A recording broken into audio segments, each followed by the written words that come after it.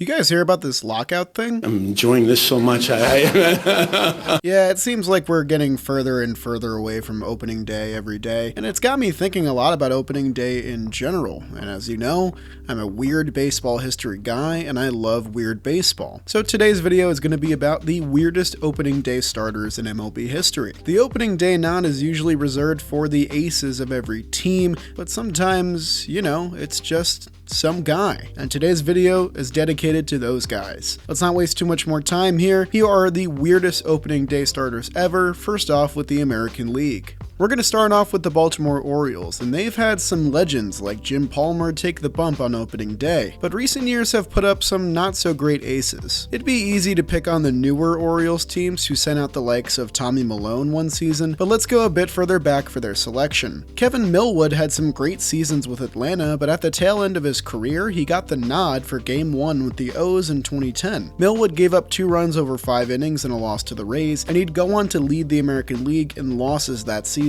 with 16. Millwood's not a bad pitcher by any means, I just had zero recollection of any of his time spent in Baltimore. For the Boston Red Sox, there is a laundry list of dominant opening day starters in their history, making it hard to find a weird one to talk about here. Roger Clemens, Pedro Martinez, and Dennis Eckersley combined for 20 opening day starts between them, but our spotlight today goes to 1995 ace Aaron Sele. Sele had a solid career himself with a couple all-star nods, but this pick is more because of the craziness of the introduction to the 1995 season. We started in the last week of April, and every game had pandemonium sprouting from the strike that happened the year before. Sele, however, tossed 5 one-hit innings and a 9-0 victory over the Twins. For my White Sox selection, I want to remind viewers that this list isn't the worst opening day starters ever, it's the weirdest. That's why this selection is going to be Tom Seaver, because he can't be considered the worst at anything except for maybe being the worst at being a bad pitcher. That's a quality joke right there. The reason I include him here is because recalling his time with anyone else other than the Mets, or even the Reds for that matter, is particularly odd. But towards the end of his career, Seaver got the nod in back-to-back years in 1985 and 86. He won his first against the Brewers with 6 2/3 solid innings, but lost in 86 with 5 runs given up over 5 innings. That same year, he'd be traded to the Red Sox and watched his old team take home their second World Series ever. The Cleveland Indians, or the Cleveland Guardians, I don't really care. They're another team with a decent line of great opening day starters in their history. Guys like Corey Kluber, Bob Feller, and CC Sabathia garnered 17 Game 1 nods between them. But today's selection is for a guy that made just 1 opening day start, which is 1 less than the names that he used in the big leagues. It's Fausto Roberto Hernandez. Aside from this strange crime committed by Hernandez, which is a whole nother story, his lone opening day start is likely the worst outing of any pitcher in today's list. He got lit up for 10 runs in 3 innings against the White Sox, and he'd go on to lose 15 games over the entire season. Not ideal.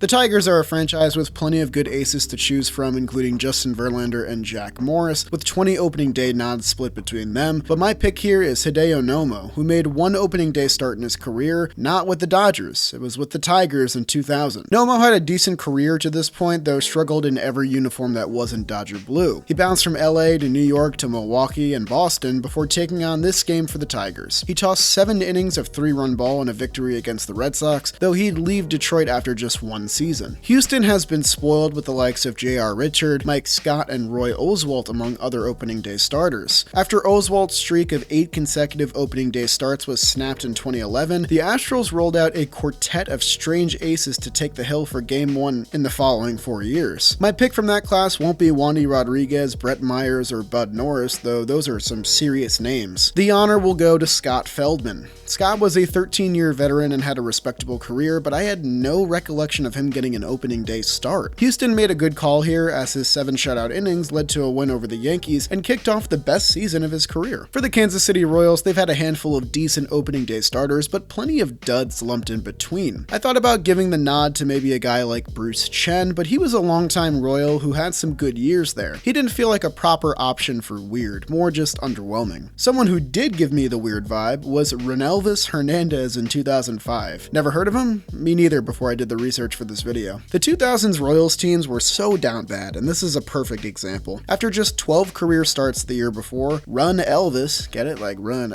never mind. He was declared ace of the staff and got to start on opening day in 2003. He dazzled, because why not, with 6 shutout innings to beat the Tigers. His career was short-lived afterward, which is probably the reason why you've never heard of him. Similar to my White Sox selection for Tom Seaver, my Angels selection is not a bad pitcher by any means. In fact, he's a very good one. Most people remember him for dominant seasons in Minnesota or a World Series win with Pittsburgh and also Minnesota, but at the tail end of his career, Bert Blyleven was a California Angel. In 1990, a 39-year-old Blyleven took the hill for the Angels' first game of the season. The Mariners would put up 5 runs in 5 innings off him to hand him a loss, and the 1990 season would be the beginning of the end for his illustrious career. The year before, though, in 1989, his first with the Angels, Blyleven was incredible, finishing top 4 in Cy Young voting as a 38-year-old. Let's go to the team that he's most famous for, which is the Minnesota Twins. His selection is not going to be Johan Santana, Brad Radke, or Bert Blyleven, who we just mentioned. There are plenty of weird Minnesota starters to take the opening day bump, but my selection's gotta go to Vance Worley here. You might know Vance Worley because he won a bunch of games when he came onto the scene in Philadelphia, and he had 2 solid seasons there before getting traded to the Twins. They must have fallen in love with him pretty hard to instantly declare him the ace, but he did toss 6 quality innings against Detroit and got a loss anyway. He'd last only until the end of May in his first and only Minnesota season, getting demoted after 10 starts. Probably one of the hardest teams to pick someone out for was the Yankees, because they've had Andy Pettitte, CC Sabathia, Roger Clemens, Masahiro Tanaka, David Cone. They've had so many good aces take the bump for Game 1. But in 2007, even with their team being incredibly talented, the nod somehow went to Carl Pavano. Pavano, in year 2 of his disastrous 4-year contract, coughed up 5 runs in 4 innings, but the Yankees offense powered them to a 9-5 win over the Rays. Pavano would dazzle in his second start and then proceed to miss the entire 2007 season, and the rest of the contract wouldn't be much better either. Also worth mentioning is the 1985 opener, a spot taken by the then 46-year-old Phil Niekro. He would lose to the Red Sox but still put together a solid season and proceed to pitch until he was 48. The A's toss out more different opening day starters than probably any other team, with 15 different guys getting the nod in the last 18 years. One of those lucky guys was Ben Sheets in 2010. If you do remember Sheets' brief run of dominance, it was probably with the Brewers, not the A's, because he only spent 1 season here. After missing all of 2009 with injury, Sheets tossed 5 innings of 2-run ball and a loss to the Mariners. He did put together a somewhat solid season in Oakland, but he'd miss all of 2011 with injury as well and make just 9 more starts before calling it a career. I actually may talk more about Ben Sheets' career in a future video, so leave a comment down below if that's something you'd like to see.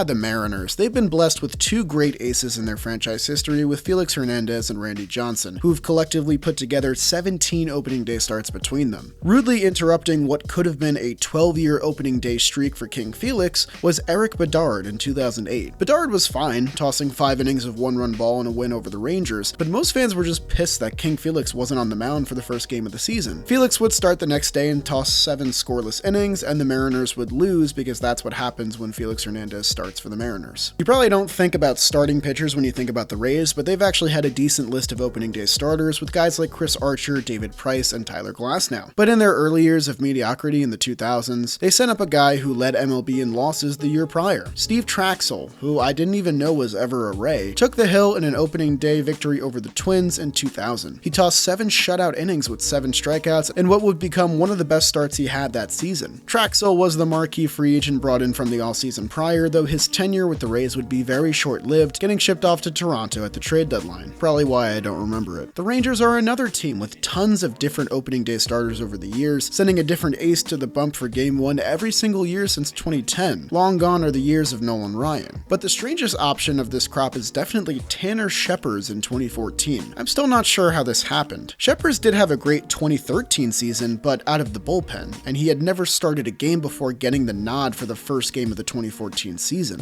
What? The Rangers experiment didn't work, obviously, as Scheppers got lit up for 7 runs in 4 innings and a loss to the Phillies, and he'd pitched just 23 innings before his 2014 season was cut short by injury. Probably should have just kept him in the pen, guys. Come on. Last up on our list is the Toronto Blue Jays, and following a 7-year run in the early 2000s of Roy Halladay opening day starts, the Blue Jays tossed out some pretty interesting names. This spot won't be for guys like Sean Markham or Ricky Romero. For those who love foolish baseball darlings, you're gonna love my pick here in Drew Hutchison. Even though he might have not deserved the nod, Drew tossed 6 dazzling innings against the Yankees for a 6-1 win in the Bronx. Despite a 13-5 record and the success of the Blue Jays as a team, Hutchison had a pretty bad 2015 season altogether.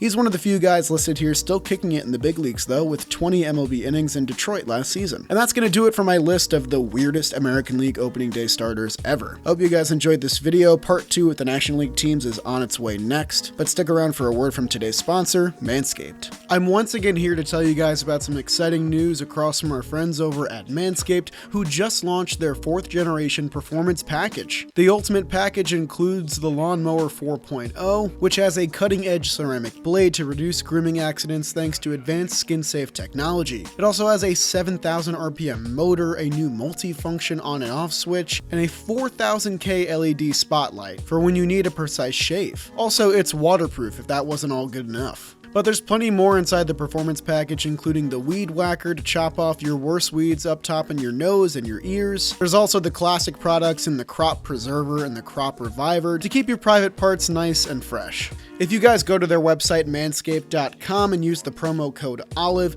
you'll get 20% off and free shipping off your entire order. The performance package includes the lawnmower, the weed whacker, the crop preserver and crop reviver, as well as some boxers and a shed travel bag, and you can get 20% off all of those products when you use my promo code OLIVE. And even if the performance package doesn't interest you, there's plenty of other great products on their website over at manscaped.com. Thanks to them for sponsoring this video, and I'll see you guys next time.